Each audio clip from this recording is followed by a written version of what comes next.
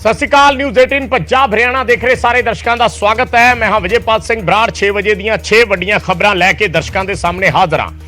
ਸਭ ਤੋਂ ਪਹਿਲਾਂ ਦਿੱਲੀ ਕਾਂਡ ਦੇ ਨਾਲ ਜੁੜੀ ਇੱਕ ਐਕਸਕਲੂਸਿਵ ਇਨਫੋਰਮੇਸ਼ਨ ਦਾ ਜ਼ਿਕਰ ਕਰਦੇ ਹਾਂ। ਦਿੱਲੀ ਕਾਂਡ ਦੀ ਸਭ ਤੋਂ ਵੱਡੀ ਚਸ਼ਮਦੀਦ ਨਿਊਜ਼ 18 ਦੇ ਨਾਲ ਜੁੜੀ ਹੈ। ਨਿਊਜ਼ 18 ਤੇ ਬੋਲੀ ਹੈ ਦਿੱਲੀ ਜਿਹੜਾ ਦਰਦਨਾਕ ਹਾਦਸਾ ਹੋਇਆ, ਦਰਦਨਾਕ ਕਾਂਡ ਹੋਇਆ ਜਿਸ ਦੇ ਵਿੱਚ ਇੱਕ ਲੜਕੀ ਦੀ ਜਾਨ ਚਲੀ ਗਈ।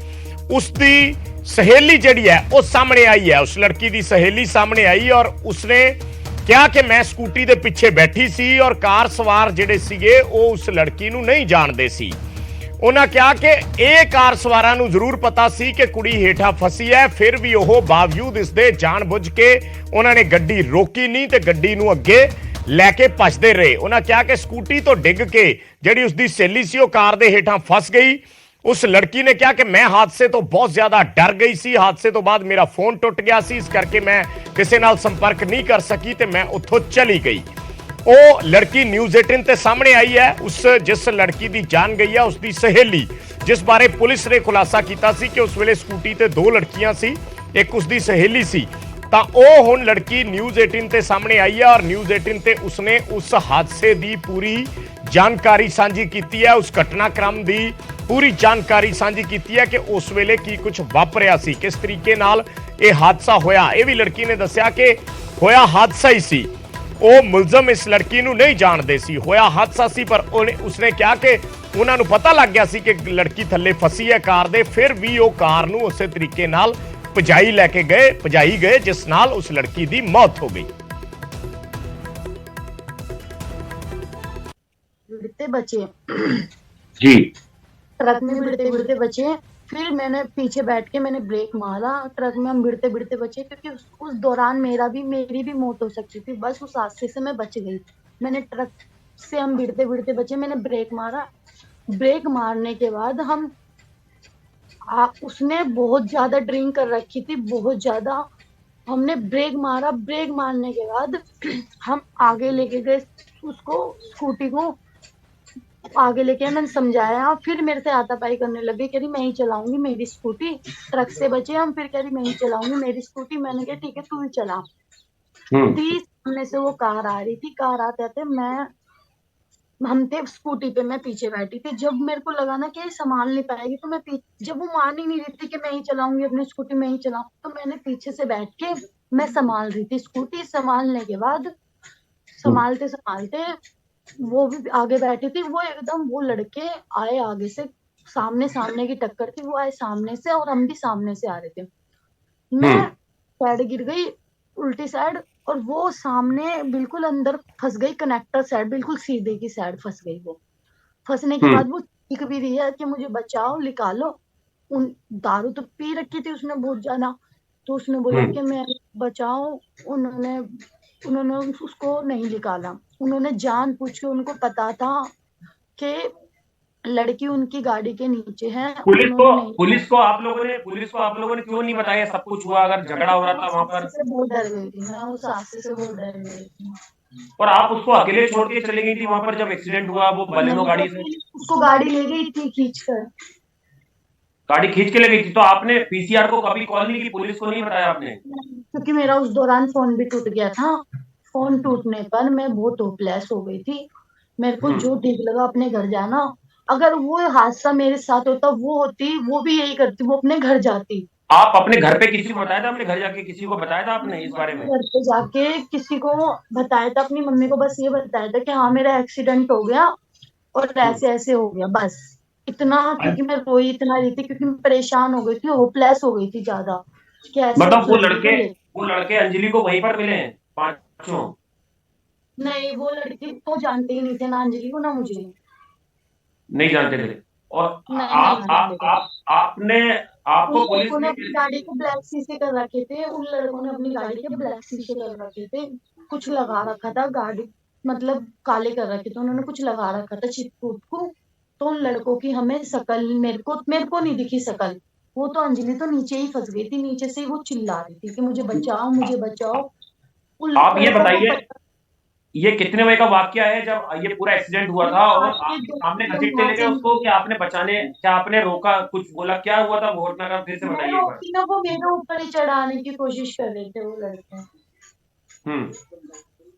वो कितने लड़के बजे का मेरे वाकया ऊपर था ही ये? गाड़ी ये रात को 2 बजे हम वहां से निकले हैं। ये दो तीन के बीच ऐसा कुछ हुआ है। 2-3 के बीच ऐसा कुछ हुआ है। वो गाड़ी ने बिल्कुल हमें ठोक दिया। हमने बचाव भी करा उस गाड़ी ने। ठीक है, ओके, बस इतना ही बोल सकती हूँ मैं। एक सवाल और, आप जी देखिए न्यूज 18 इंडिया पे आप देख रहे थे किस तरह से जो हाँ जी देखिए, आप फिर से हमारे साथ जुड़ी हैं। एक एक सवाल का जवाब दे दीजिए हमें, ये कि आपको पुलिस ने कैसे तलाश करा, आपको दिल्ली पुलिस कैसे पहुंची आप तक?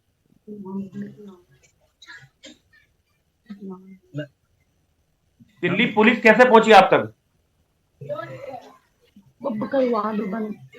एक बार आखिरी इसका जवाब बताइए कि दिल्ली पुलिस कैसे पहुंची आप तक? उन्होंने मुझे मेरे घर पे आ गए थे बस। ओके। ਤਾਂ ਉਸ ਲੜਕੀ ਦੀ ਸਹੇਲੀ ਸਾਹਮਣੇ ਆਈ ਹੈ ਜਿਸ ਨੇ ਪੂਰਾ ਵਾਕਿਆ ਸਾਂਝਾ ਕੀਤਾ ਕਿ ਕਿਸ ਤਰੀਕੇ ਨਾਲ ਇਹ ਐਕਸੀਡੈਂਟ ਹੋਇਆ। ਉਧਰ ਇਸ ਮਾਮਲੇ ਦੇ ਵਿੱਚ ਇੱਕ ਹੋਰ ਵੱਡਾ ਖੁਲਾਸਾ ਹੋਇਆ। ਪੋਸਟਮਾਰਟਮ ਰਿਪੋਰਟ ਦੇ ਵਿੱਚ ਰੇਪ ਦੀ ਪੁਸ਼ਟੀ ਨਹੀਂ ਹੋਈ ਹੈ।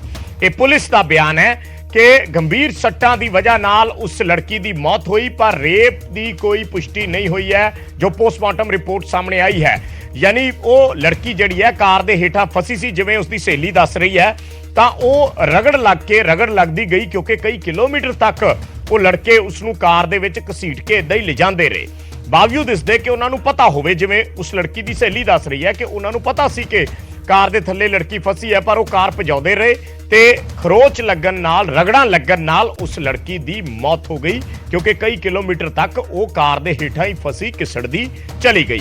ਸੋ ਇਸ ਕਰਕੇ ਉਸ ਲੜਕੀ ਦੀ ਮੌਤ ਹੋਈ ਹੈ। ਪੋਸਟਮਾਰਟਮ ਰਿਪੋਰਟ ਦੇ ਵਿੱਚ ਪੁਲਿਸ ਨੇ ਜੋ ਜਾਣਕਾਰੀ ਦਿੱਤੀ ਹੈ ਕਿ ਪੋਸਟਮਾਰਟਮ ਰਿਪੋਰਟ ਦੇ ਵਿੱਚ ਰੇਪ ਦਾ ਕੁਝ ਵੀ ਨਹੀਂ ਆਇਆ, ਰੇਪ ਦੀ ਕੋਈ ਪੁਸ਼ਟੀ ਨਹੀਂ ਹੋਈ ਹੈ, ਪਰ ਗੰਭੀਰ ਸੱਟਾਂ ਲੱਗਣ ਕਰਕੇ ਉਸ ਲੜਕੀ ਦੀ ਮੌਤ ਹੋਈ ਹੈ। ਇਹ ਤਸਵੀਰਾਂ ਅਸੀਂ ਦਿਖਾ ਰਹੇ ਹਾਂ। ਉਸ ਲੜਕੀ ਦਾ ਅੰਤਿਮ ਸੰਸਕਾਰ ਕੀਤਾ ਜਾਣਾ ਹੈ ਕੁਝ ਦੇਰ ਦੇ ਵਿੱਚ, ਔਰ ਅੰਤਿਮ ਸੰਸਕਾਰ ਦੇ ਲਈ ਉਸ ਦੀ ਬਾਡੀ ਨੂੰ, ਉਸ ਦੀ ਮ੍ਰਿਤਕ ਦੇਹ ਨੂੰ ਲਿਜਾਇਆ ਜਾ ਰਿਹਾ ਹੈ। ਇਹ ਉਹ ਲੜਕੀ ਜਿਸ ਦੀ ਮੌਤ ਹੋਈ ਹੈ, ਜੋ ਐਕਸੀਡੈਂਟ ਦਾ ਸ਼ਿਕਾਰ ਹੋਈ, ਇੱਕ ਬੁਰੇ ਹਾਦਸੇ ਦਾ ਸ਼ਿਕਾਰ ਹੋਈ ਨਵੇਂ ਸਾਲ ਵਾਲੇ ਦਿਨ, ਉਸ ਦਾ ਹੁਣ ਪੋਸਟਮਾਰਟਮ ਰਿਪੋਰਟ ਆਉਣ ਤੋਂ ਬਾਅਦ ਹੁਣ ਉਸ ਦਾ ਅੰਤਿਮ ਸੰਸਕਾਰ ਕੀਤਾ ਜਾ ਰਿਹਾ ਕਿਉਂਕਿ ਪੋਸਟਮਾਰਟਮ ਕੱਲ ਹੋ ਗਿਆ ਸੀ, ਪਰ ਉਸ ਵੇਲੇ ਪਰਿਵਾਰ ਨੇ ਕਿਹਾ ਸੀ ਕਿ ਜਦੋਂ ਤੱਕ ਰਿਪੋਰਟ ਨਹੀਂ ਆਉਂਦੀ ਅਸੀਂ ਇਸ ਦਾ ਅੰਤਿਮ ਸੰਸਕਾਰ ਨਹੀਂ ਕਰਾਂਗੇ। ਸੋ ਪੁਲਿਸ ਨੇ ਹੁਣ ਉਸ ਰਿਪੋਰਟ ਬਾਬਤ ਵੀ ਜਾਣਕਾਰੀ ਦਿੱਤੀ ਹੈ ਕਿ ਉਸ ਪੋਸਟਮਾਰਟਮ ਰਿਪੋਰਟ ਦੇ ਵਿੱਚ ਰੇਪ ਦੀ ਕੋਈ ਪੁਸ਼ਟੀ ਨਹੀਂ ਹੋਈ ਹੈ, ਔਰ ਜਿਵੇਂ ਲੜਕੀ ਦੀ ਸਹੇਲੀ ਦੱਸ ਰਹੀ ਹੈ ਕਿ ਉਹ ਉਹਨਾਂ ਮੁਲਜ਼ਮਾਂ ਨੂੰ ਜਾਣਦੀ ਵੀ ਨਹੀਂ ਸੀ। ਇੱਕ ਸਿੰਪਲ ਐਕਸੀਡੈਂਟ ਹੋਇਆ, ਸਾਹਮਣੇ ਉਹਨਾਂ ਦੀ ਗੱਡੀ ਆਈ ਔਰ ਸਕੂਟੀ ਦੇ ਨਾਲ ਐਕਸੀਡੈਂਟ ਹੋਇਆ। ਐਕਸੀਡੈਂਟ ਹੋ ਕੇ ਉਹ ਗੱਡੀ ਕਾਰ ਦੇ ਡਰਾਈਵਰ ਦੇ ਨਾਲ ਵਾਲੀ ਸੀਟ ਜਿਹੜੀ ਹੁੰਦੀ ਹੈ ਉਸ ਦੇ ਹੇਠਾਂ, ਗੱਡੀ ਦੇ ਹੇਠਲੇ ਹਿੱਸੇ 'ਚ ਫਸ ਗਈ ਤੇ ਉਸੇ ਤਰੀਕੇ ਨਾਲ ਉਹ ਕਾਰ ਅੱਗੇ ਚਲਾਉਂਦੇ ਰਹੇ ਔਰ ਜਿਸ ਨਾਲ ਉਸ ਲੜਕੀ ਦੀ ਮੌਤ ਹੋ ਗਈ। ਤਸਵੀਰਾਂ ਹੁਣ ਅਸੀਂ ਦਿਖਾ ਰਹੇ ਹਾਂ, ਜਿਹੜੀਆਂ ਲੇਟੈਸਟ ਤਸਵੀਰਾਂ। ਅੰਤਿਮ ਸੰਸਕਾਰ ਦੇ ਲਈ ਉਸ ਲੜਕੀ ਦੀ ਬਾਡੀ ਨੂੰ ਲੈ ਕੇ ਜਾਇਆ ਜਾ ਰਿਹਾ ਹੈ। बोर्ड ने कल पोस्टमार्टम एग्जामिनेशन किया था और आज उस पोस्टमार्टम एग्जामिनेशन की प्रोविजनल रिपोर्ट हमें मिली है। प्रोविजनल रिपोर्ट के आधार पर जो डेथ है वो एंटीमॉर्टम इंजरीज की वजह से हुई है, जिसमें शॉक एंड हेमरेज उसका मेन कारण है। और जो ये डेथ है ये जो ड्रैगिंग है बॉडी की उसकी वजह से हुई है। इसके अलावा पोस्टमार्टम एग्जामिनेशन में जो बॉडी का एग्जामिनेशन होता है उसके आधार पर कोई ऐसी इंजरी नहीं है जो ये सजेस्ट करती हो कि कोई सेक्सुअल असॉल्ट हुआ है। पोस्टमार्टम की फाइनल रिपोर्ट अभी हमें मिलेगी ड्यू कोर्स में और अभी इस केस में फर्दर इन्वेस्टिगेशन जारी है। पुलिस ने इन्वेस्टिगेशन के दौरान एक आई विटनेस को ट्रेस किया है और उसकी को पुलिस इन्वेस्टिगेशन ज्वाइन करवाया है और 164 के बयान उसके दर्ज कराए गए हैं। जो 164 के बयान हैं वो पुलिस इन्वेस्टिगेशन के लिए काफ़ी हेल्पफुल हैं। और जो झगड़े की बात है, अभी कुछ और पहलू हैं जिनके ऊपर पुलिस फर्दर वेरिफिकेशन कर रही है। ਤੇ ਅਗਲੀ ਖਬਰ ਪੰਜਾਬ ਤੋਂ। ਰਾਜਪੁਰਾ ਦੇ ਸ਼ੰਭੂ ਬੈਰੀਅਰ ਤੇ ਇੱਕ ਪਾਸੇ ਤੋਂ ਧਰਨਾ ਹਟ ਗਿਆ ਹੈ। ਟਰੱਕ ਆਪਰੇਟਰਾਂ ਦੇ ਨਾਲ ਪ੍ਰਸ਼ਾਸਨ ਨੇ ਮੀਟਿੰਗ ਕੀਤੀ ਹੈ, ਗੱਲਬਾਤ ਕੀਤੀ ਹੈ ਔਰ ਇਸ ਮੀਟਿੰਗ ਦੇ ਵਿੱਚ ਇੱਕ ਸਾਈਡ ਤੋਂ ਸੜਕ ਤੋਂ ਧਰਨਾ ਹਟਾਉਣ ਤੇ ਸਹਿਮਤੀ ਬਣ ਗਈ ਹੈ ਔਰ ਇੱਕ ਪਾਸੇ ਤੋਂ ਟ੍ਰੈਫਿਕ ਖੋਲ ਵੀ ਦਿੱਤਾ ਗਿਆ ਹੈ। ਕਈ ਦਿਨਾਂ ਤੋਂ ਟਰੱਕ ਆਪਰੇਟਰ ਸ਼ੰਭੂ ਬਾਰਡਰ ਤੇ ਧਰਨਾ ਲਾ ਕੇ ਬੈਠੇ ਨੇ ਆਪਣੀਆਂ ਮੰਗਾਂ ਨੂੰ ਲੈ ਕੇ। ਦਰਅਸਲ ਟਰੱਕ ਯੂਨੀਅਨਾਂ ਬਹਾਲ ਕਰਨ ਦੀ ਇਹ ਮੰਗ ਹੈ। ਜਿਸ ਵੇਲੇ ਕੈਪਟਨ ਸਰਕਾਰ ਸੀ ਸੱਤਾ ਦੇ ਵਿੱਚ, ਉਸ ਵੇਲੇ ਟਰੱਕ ਯੂਨੀਅਨਾਂ ਖਤਮ ਕਰ ਦਿੱਤੀਆਂ ਗਈਆਂ ਸੀ ਔਰ ਉਸ ਤੋਂ ਬਾਅਦ ਲਗਾਤਾਰ ਟਰੱਕ ਆਪਰੇਟਰ ਇਹ ਮੰਗ ਕਰ ਰਹੇ ਨੇ ਕਿ ਟਰੱਕ ਯੂਨੀਅਨਾਂ ਨੂੰ ਬਹਾਲ ਕੀਤਾ ਜਾਵੇ, ਕਿਉਂਕਿ ਇਸ ਨਾਲ ਉਹਨਾਂ ਦਾ ਵੱਡਾ ਨੁਕਸਾਨ ਹੋ ਰਿਹਾ ਟਰੱਕ ਯੂਨੀਅਨਾਂ ਬੰਦ ਹੋਣ ਦੇ ਨਾਲ। ਸੋ ਉਸ ਮੰਗ ਨੂੰ ਲੈ ਕੇ ਟਰੱਕ ਆਪਰੇਟਰ ਰਾਜਪੁਰਾ ਦੇ ਸ਼ੰਭੂ ਬਾਰਡਰ ਤੇ ਬੈਠੇ ਹੋਏ ਸੀ ਔਰ ਉਹਨਾਂ ਦੇ ਸੜਕ ਜਾਮ ਕਰਨ ਦੀ ਵਜ੍ਹਾ ਨਾਲ ਆਮ ਲੋਕਾਂ ਨੂੰ ਵੱਡੀ ਪਰੇਸ਼ਾਨੀ ਸਾਹਮਣੇ ਆ ਰਹੀ ਸੀ। ਲੋਕ ਬਹੁਤ ਖੱਜਲ ਖੁਆਰ ਹੋ ਰਹੇ ਸੀ, ਜਿਹੜੇ ਰਾਹਗੀਰ ਨੇ ਜਾਂ ਜਿਹੜੇ ਨੇੜਲੇ ਪਿੰਡਾਂ ਦੇ ਲੋਕ ਨੇ ਜਿਨ੍ਹਾਂ ਨੇ ਆਪਣਾ ਸਮਾਨ ਲੈ ਕੇ ਜਾਣਾ ਹੁੰਦਾ ਇੱਕ ਪਾਸੇ ਤੋਂ ਦੂਜੇ ਪਾਸੇ, ਤਾਂ ਉਹ ਵੀ ਬਹੁਤ ਜ਼ਿਆਦਾ ਖੱਜਲ ਹੋ ਰਹੇ ਸੀ। ਸੋ ਲਗਾਤਾਰ ਪ੍ਰਸ਼ਾਸਨ ਤੇ ਵੀ ਇਸ ਗੱਲ ਦਾ ਦਬਾਅ ਸੀ। ਪ੍ਰਸ਼ਾਸਨ ਨੇ ਗੱਲਬਾਤ ਕੀਤੀ ਹੈ, ਅੱਜ ਮੀਟਿੰਗ ਕੀਤੀ ਉਹਨਾਂ ਟਰੱਕ ਆਪਰੇਟਰਾਂ ਦੇ ਨਾਲ ਤੇ ਰਾਜਪੁਰਾ ਤੋਂ ਅੰਮ੍ਰਿਤਸਰ ਜਾਣ ਵਾਲਾ ਰਸਤਾ ਜਿਹੜਾ ਹੈ ਉਹ ਇੱਕ ਪਾਸੇ ਤੋਂ ਖੋਲ ਦਿੱਤਾ ਗਿਆ ਹੈ। 5 ਦਿਨਾਂ ਤੋਂ ਧਰਨੇ ਤੇ ਟਰੱਕ ਆਪਰੇਟਰ ਬੈਠੇ ਹੋਏ ਨੇ ਔਰ ਟਰੱਕ ਯੂਨੀਅਨਾਂ ਬਹਾਲ ਕਰਨ ਦੀ ਮੰਗ ਕਰ ਰਹੇ ਨੇ। ਸਰਕਾਰ ਨੇ ਵੀ ਮੀਟਿੰਗ ਦੇ ਲਈ ਸੱਦਿਆ ਹੋਇਆ ਇਹਨਾਂ ਟਰੱਕ ਆਪਰੇਟਰਾਂ ਨੂੰ ਔਰ ਇਹਨਾਂ ਦੇ ਨਾਲ ਮੀਟਿੰਗ ਵੀ ਹੋਣੀ ਹੈ ਇਹਨਾਂ ਦੀਆਂ ਮੰਗਾਂ ਨੂੰ ਲੈ ਕੇ। ਪਰ ਇੱਕ ਪਾਸਿਓਂ ਰਸਤਾ ਪ੍ਰਸ਼ਾਸਨ ਵੱਲੋਂ ਖੁਲਵਾ ਦਿੱਤਾ ਗਿਆ ਹੈ। ਪੰਜਾਬ ਤੋਂ ਹਰਿਆਣਾ ਜਾਣ ਵਾਲਾ ਜਿਹੜਾ ਰਸਤਾ ਹੈ ਉਹ ਹਜੇ ਵੀ ਬਲੌਕ ਹੈ, ਪਰ ਜਿਹੜਾ ਅੰਮ੍ਰਿਤਸਰ ਜਾਣ ਵਾਲਾ ਰਸਤਾ ਹੈ ਇੱਕ ਪਾਸਾ ਉਸ ਨੂੰ ਖੋਲ ਦਿੱਤਾ ਗਿਆ ਹੈ। ਕਰਕੇ ਤੇ ਸਾਰੇ ਟਰਾਂਸਪੋਰਟਰ ਵੀਰਾਂ ਨੂੰ ਕਿ ਅਸੀਂ ਅਜੇ ਸਾਰੇ ਤੁਹਾਡੇ ਚੋਂ ਆ। ਜਿਵੇਂ ਪਹਿਲੇ ਸੀ ਐਮਐਲਏ ਤੇ ਮੰਤਰੀ ਹੁੰਦੇ ਸੀ, ਅਸੀਂ ਅਜੇ ਐਮਐਲਏ ਬਣਦੇ ਹੀ ਨਹੀਂ। ਅਸੀਂ ਤਾਂ ਇਹਨਾਂ ਦੇ ਭਾਈਚਾਰੇ ਨਾਲ ਆ ਤੇ ਭਾਈਚਾਰਾ ਤੌਰ ਤੇ ਰੱਖਦੇ ਆ ਤੇ ਅਸੀਂ ਇਹਨਾਂ ਨੂੰ ਕਿਹਾ ਵੀ ਜੋ ਅਸੀਂ ਤੁਹਾਡਾ ਮਸਲਾ ਹੱਲ ਕਰਾ ਸਕਦੇ ਆ। ਸਾਡੇ ਜੇ ਮਨਾਂ 'ਚ ਮੈਲ ਪਈ ਨਹੀਂ, ਜਿੱਦਣ ਅਸੀਂ ਸਾਡੇ ਮਨਾਂ 'ਚ ਮੈਲ ਪੈ ਗਈ ਫਿਰ ਜਿਵੇਂ ਇਹਨਾਂ ਨੂੰ ਲੋਕ ਬਣਾ ਕੇ ਮੂਰਖ ਅਜੇ ਤੱਕ ਚੱਲਦੇ ਰਹੇ, ਅਸੀਂ ਉਹ ਨਹੀਂ ਚੱਲਣਾ ਚਾਹੁੰਦੇ। ਅਸੀਂ ਇਹਨਾਂ ਦਾ ਮਸਲਾ ਹੱਲ ਕਰਾਉਣਾ ਚਾਹੁੰਦੇ।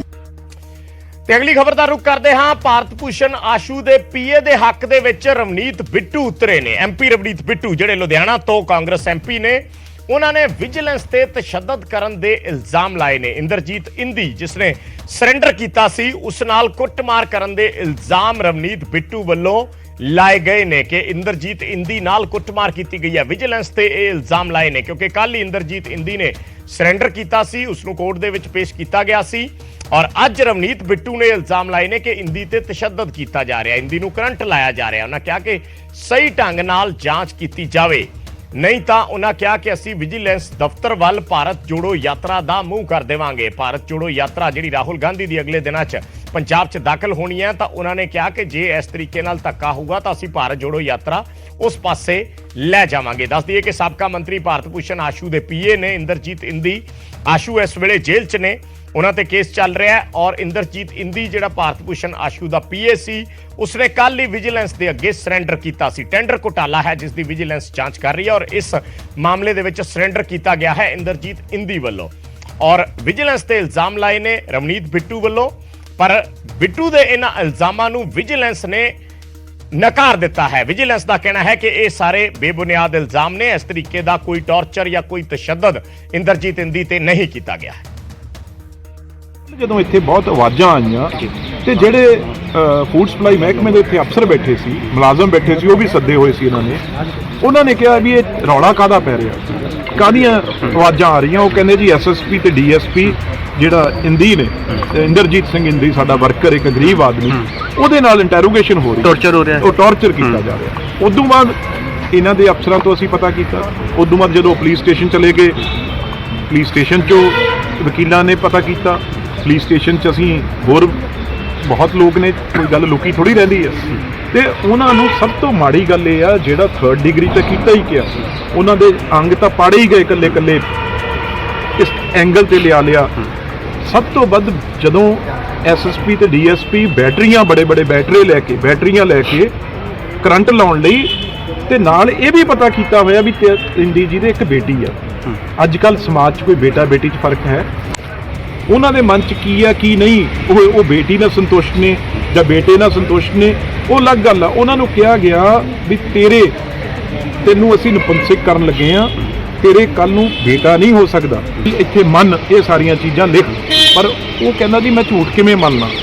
ਸਾਰੇ ਜਿਹੜੇ ਹਿਊਮਨ ਰਾਈਟਸ ਨੇ ਉਹਦੀ ਉਲੰਘਣਾ ਹੈ। ਪਹਿਲਾਂ ਤਾਂ ਕੋਰਟ ਨੂੰ, ਮੈਂ ਵਕੀਲਾਂ ਨੂੰ ਵੀ ਅੱਜ ਕਹੀ ਆ ਵੀ ਇਹ ਕਹੋ ਪਹਿਲਾਂ ਤਾਂ ਉਰੇ ਹਾਈ ਕੋਰਟ ਦੀ ਜਾਂ ਕਿਸੇ ਦੀ ਰੇਡ ਹੋਵੇ। ਰਵਨੀਤ ਸਿੰਘ ਬਿੱਟੂ ਦੇ ਅੱਜ ਇੱਥੇ ਆਏ ਸੀਗੇ, ਉਹਨਾਂ ਨੇ ਉਹ ਮਿਲੇ ਨੇ, ਤੁਹਾਨੂੰ ਮਿਲੇ ਨੇ?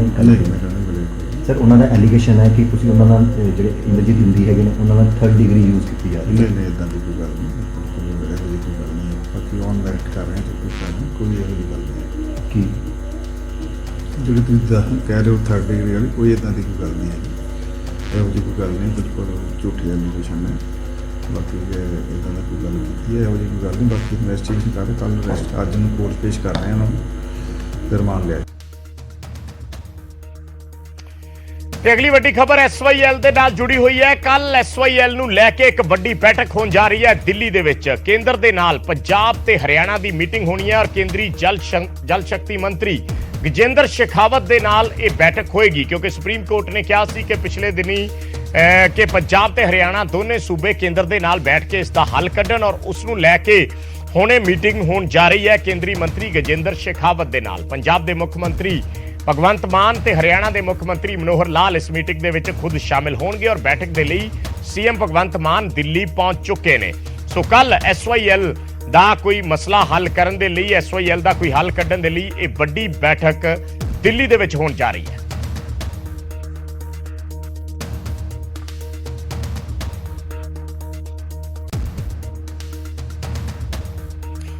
ਤੇ ਅੱਜ ਦੀ ਸਭ ਤੋਂ ਵੱਡੀ ਖਬਰ ਦਾ ਰੁਖ ਕਰਦੇ ਹਾਂ। ਨਸ਼ਾ ਤਸਕਰਾਂ ਤੇ ਹੁਣ ਮਾਨ ਸਰਕਾਰ ਦੀ ਸਖਤੀ ਨਜ਼ਰ ਆਏਗੀ। ਅਗਲੇ ਦਿਨਾਂ ਦੇ ਵਿੱਚ ਨਸ਼ਾ ਤਸਕਰਾਂ ਤੇ ਸਖਤੀ ਦੇ ਮੂਡ 'ਚ ਮਾਨ ਸਰਕਾਰ ਆਈ ਹੈ ਔਰ ਨਸ਼ਾ ਤਸਕਰਾਂ ਦੀ ਸੰਪत्ति ਅਟੈਚ ਕੀਤੀ ਜਾਏਗੀ।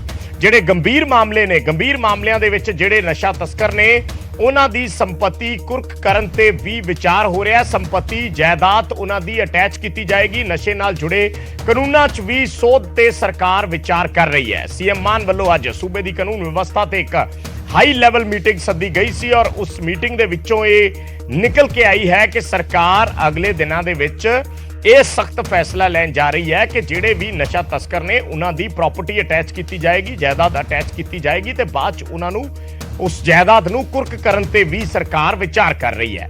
ਉਸ ਜਾਇਦਾਦ ਨੂੰ ਨਿਲਾਮ ਕਰਨ ਤੇ ਵੀ ਸਰਕਾਰ ਵਿਚਾਰ ਕਰ ਰਹੀ ਹੈ। ਸੋ ਸੀਐਮ ਭਗਵੰਤ ਮਾਨ ਨੇ ਪੁਲਿਸ ਪ੍ਰਸ਼ਾਸਨ ਦੇ ਆਲਾ ਅਧਿਕਾਰੀਆਂ ਦੇ ਨਾਲ ਮੀਟਿੰਗ ਕੀਤੀ ਸੀ ਔਰ ਇਸ ਮੀਟਿੰਗ ਦੇ ਵਿੱਚ ਗੰਭੀਰਤਾ ਨਾਲ ਇਹ ਮੁੱਦੇ ਵਿਚਾਰੇ ਗਏ ਨੇ।